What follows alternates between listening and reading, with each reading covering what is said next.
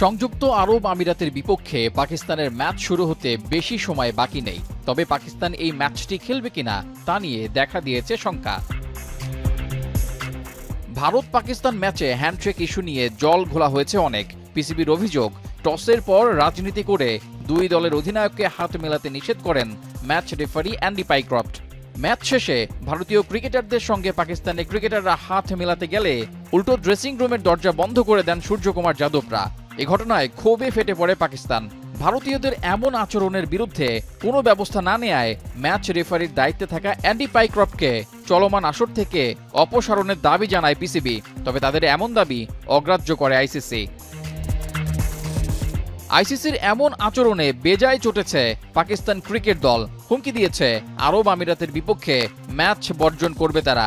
এমনকি ম্যাচ পূর্ব প্রেস কনফারেন্সেও যোগ দেননি পাকিস্তানের অধিনায়ক সালমান আগা। এশিয়ান ক্রিকেট কাউন্সিল ও আরব আমিরাত ক্রিকেট বোর্ড অবশ্য সমঝোতা করার চেষ্টা করছে পাকিস্তানের সাথে। দলটিকে জানানো হয়েছে তাদের খেলায় ম্যাচ অফিসিয়াল হিসেবে দায়িত্বে থাকবেন না পাইক্রফট। তার পরিবর্তে পাকিস্তানের ম্যাচ পরিচালনার দায়িত্ব দেওয়া হতে পারে রিচি রিচার্ডসনকে, যদিও বিষয়টি আনুষ্ঠানিকভাবে এখনও জানানো হয়নি।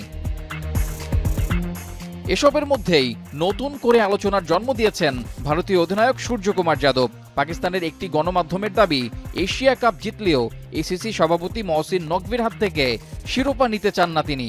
এটিকে স্পোর্টসম্যানশিপের চরম অভাব বলে অভিহিত করেছেন এসিসি সভাপতি ও পাক ক্রিকেট বোর্ডের chairman Mohsin Naqvi. Asia cup boycott না করলে সুপার 4 নিশ্চিত করতে আরব আমিরাতের বিপক্ষে ম্যাচটি জয় পাওয়া পাকিস্তানের জন্য গুরুত্বপূর্ণ। আর পরের রাউন্ডে গেলে 21 সেপ্টেম্বর আবারও মুখোমুখি হবে চিরপ্রতিদ্বন্দ্বী ভারত পাকিস্তান। রেজাউল করিম, এখন।